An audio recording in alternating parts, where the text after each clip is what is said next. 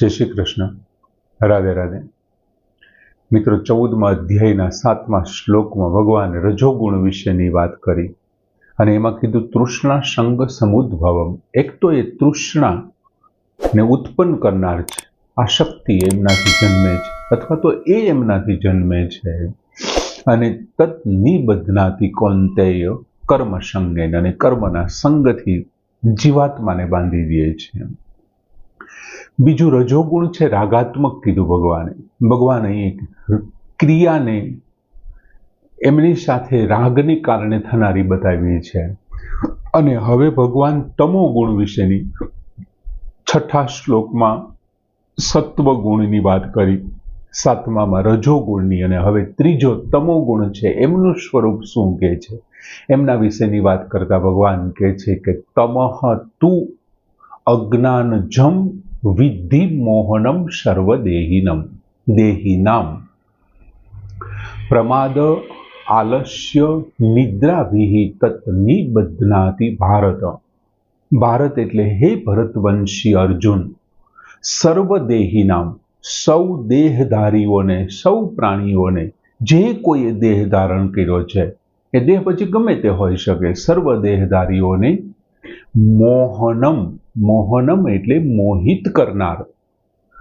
હે ભરતવંશી અર્જુન, સર્વદેહિના મોહનમ, સર્વદેહધારીઓને મોહિત કરનાર.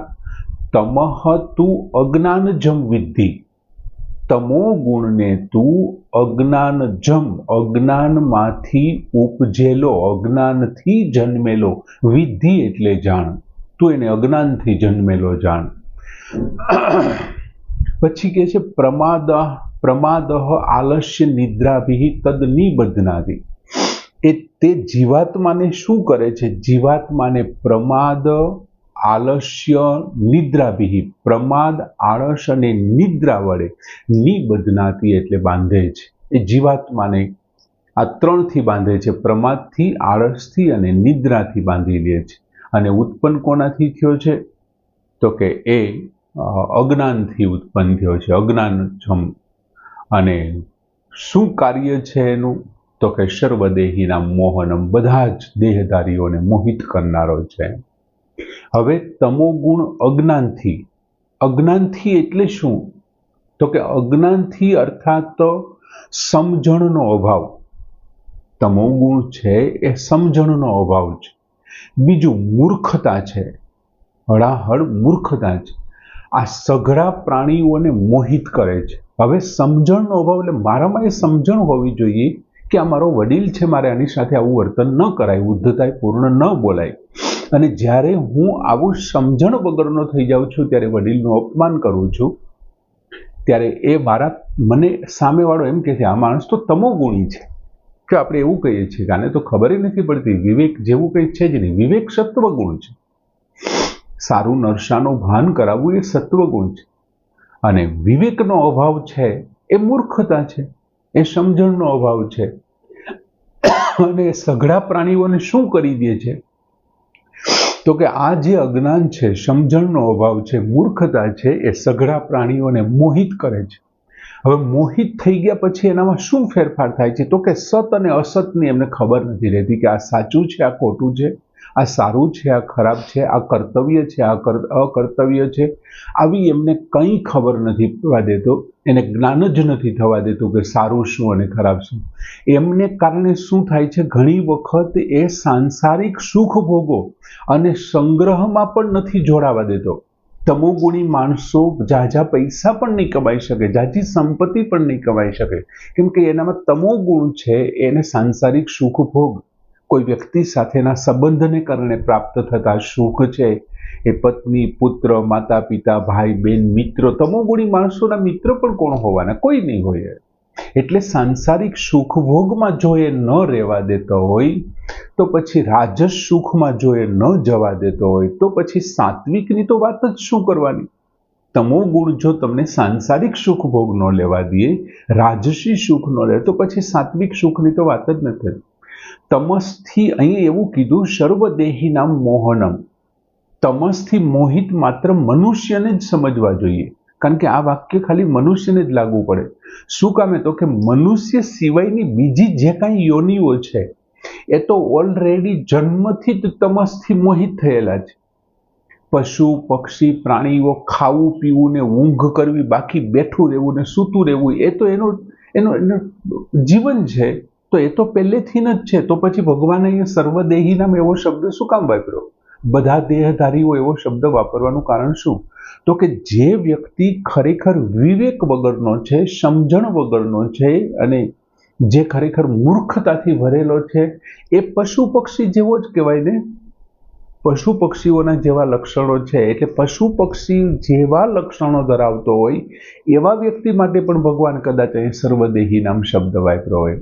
પછી બીજી લીટીમાં ભગવાને કીધું પ્રમાદ આલસ્ય નિદ્રાભિ તત નિબધ્નાતિ ભારત.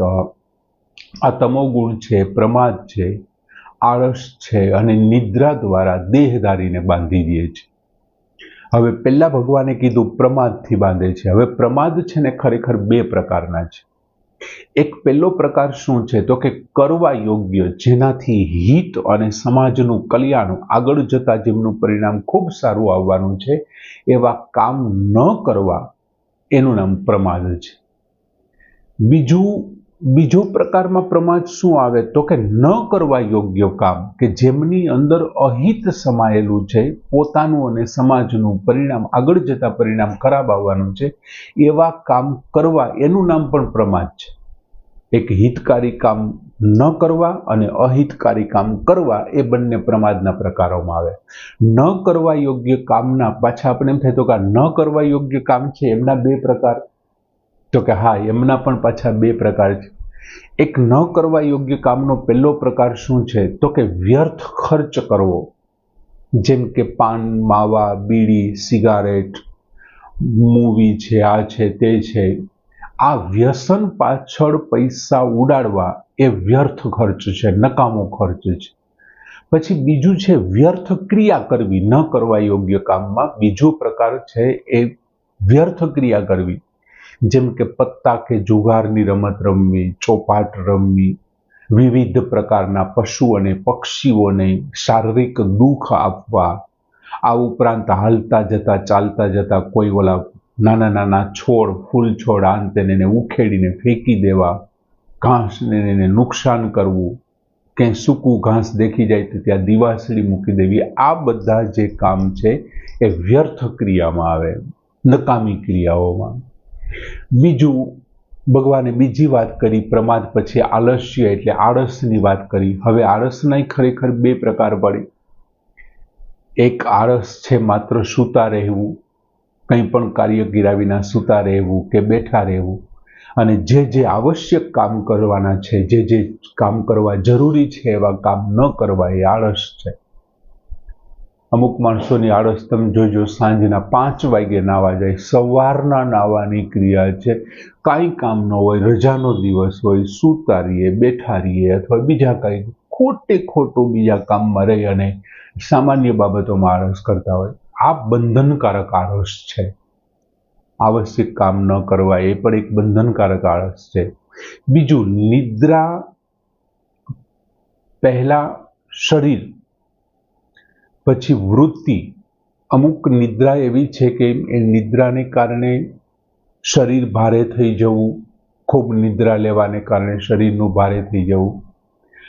આ ઉપરાંત આપણી જે કાંઈ વૃત્તિઓ છે તે ભારે થઈ જવી, સમજવાની શક્તિ ન રહેવી, કોઈ સમજણ. અમુક માણસો તમે જોજો, કારણ વગરની નિદ્રા કરે, કારણ વગરના સૂઈ જાય અને પછી ઉઠે ને ત્યારે એને મગજ ઘડીક વાર હાલતો બંધ થઈ જાય, કે આપણે શું કહીએ ને શું કરતો હોય કંઈ ખબર જ ન હોય, ભારે શરીર થઈ જાય, હાલી ન હોગે. એમ કે ઉઠ્યો હોય તો એમ કે જે ઉઠીને ફ્રેશ થઈ જવું જોઈએ, એમને બદલે ઉઠીને એમ કે આ મજા નથી આવતું, શરીર તૂટે છે આખું. એમ આ આળસ છે ને એ એક રીતે જોઈએ તો એ સ્વાભાવિક છે, એમાં મનુષ્ય કાંઈ નથી કરતો, પણ એ છે. આ આળસનો બીજો પ્રકાર છે. પછી બીજી નિદ્રાના પાછા બે પ્રકાર થાય. આવશ્યક નિદ્રા, જે ખરેખર સ્વાસ્થ્ય માટે ખૂબ સારી કીધી છે, જેમને યોગના સહાયક તરીકે લેવામાં આવી છે. જે આવશ્યક નિદ્રા છે એમાં તમારી વૃત્તિ સ્વચ્છ થઈ જાય. માનસિક થાક દૂર થઈ જાય, બુદ્ધિ સતર્ક થઈ જાય, તેજ થઈ જાય. તમે બુદ્ધિને વિશ્રામ આપો છો, એમને વિશ્રામ મળી જાય એટલે કામ કરવા માટે તત્પર થઈ જાય એમ. અને આ નિદ્રા છે ને એ ત્યાજ્ય નથી, એ લેવી જોઈએ. ભગવાન પોતે પણ કહે છે કે આ નિદ્રા લેવી જોઈએ, યોગ સાધનામાં સહાયક બને. બીજું જે અનાવશ્યક નિદ્રા છે, જેનાથી બેહોશી વધારે આવે, શરીર ભારે રહીએ, જૂની જે સ્મૃતિઓ છે યાદ આવતી બંધ થઈ જાય, આ રીતે માણસને બાંધી દે છે. આ રીતે તમોગુણ છે એ માણસને બાંધનારું છે. આળસથી, નિદ્રાથી અને પ્રમાદથી આ તમોગુણ છે માણસને બાંધે. હવે જો ત્રણેય ગુણો છે, સત્વ છે એ જ્ઞાન અને સુખ સંગેન, જ્ઞાન સંગેન સુખ સંગેન નિબદ્ધતિ. પછી રજોગુણ છે કર્મ સંગેન નિબદ્ધ, અને તમોગુણ છે પ્રમાદ આલસ્ય નિદ્રાભિ તત નિબદ્ધતિ. જીવાત્માને ત્રણેય ગુણો બાંધે છે, પણ સત્વ ગુણ સુખ અને જ્ઞાનના સંગથી, રજોગુણ કર્મ સંગેન કર્મના સંગથી બાંધનારો છે. જ્યારે આ તમોગુણ છે ને એને સંગ કરવાની જરૂર નથી, એનું તો સ્વરૂપ જ એ છે, મોહરૂપ છે. જ્યારે તમોગુણ મોહરૂપ છે તેથી સ્વરૂપથી બાંધે છે. ખાલી તમોગુણ જન્મે ત્યાં બંધાઈ જાવ, તમારે કંઈ કરવાનું જ નથી. સુખી કીધું, જ્ઞાન પ્રાપ્ત કરવાની જરૂર જ નથી. તમને તમારા તમોગુણ આવ્યું એટલે તમે બંધાઈ ગયા, વાત પૂરી થઈ ગઈ. જો સુખ અને જ્ઞાનની આસક્તિ ન હોય ને તો એ ગુણાતીત સ્થિતિને પ્રાપ્ત કરી લે છે, પ્રાપ્ત કરાવે. કર્મફળમાં આસક્તિ ન હોય તો એ પરમ તત્વની પ્રાપ્તિ કરાવી લે છે. હવે ખરેખર તો આ ત્રણેય ગુણો કોણ છે? તો કે પ્રકૃતિના કાર્ય છે. પુરુષ શું છે? તો કે પ્રકૃતિના કાર્યથી પર છે, અને એમ છતાં એ ગુણોથી બંધાય છે. શું કામ? કે એમના પ્રત્યે એમણે પોતાનો હું, અહંકાર એમનો મારું છે એવું માની લીધું. એટલે ભગવાને ત્રણેય ગુણોને 6ઠા, 7મા અને 8મા શ્લોકમાં એક ઇન્ડિવિજ્યુઅલ શ્લોક આપી અને ભગવાને સમજાવ્યા છે. હવે ત્રણેય ગુણો શું કરે છે એ 9મા શ્લોકમાં આપવાના છે ભગવાન. સરસ મજાનો શ્લોક કે તમઃ તુ અજ્ઞાનજમ વિધિ મોહનમ સર્વદેહિનામ પ્રમાદ આલસ્યમ નિદ્રાભિ તત નિબધંતિ ભારત. પૂર્ણ કરીએ.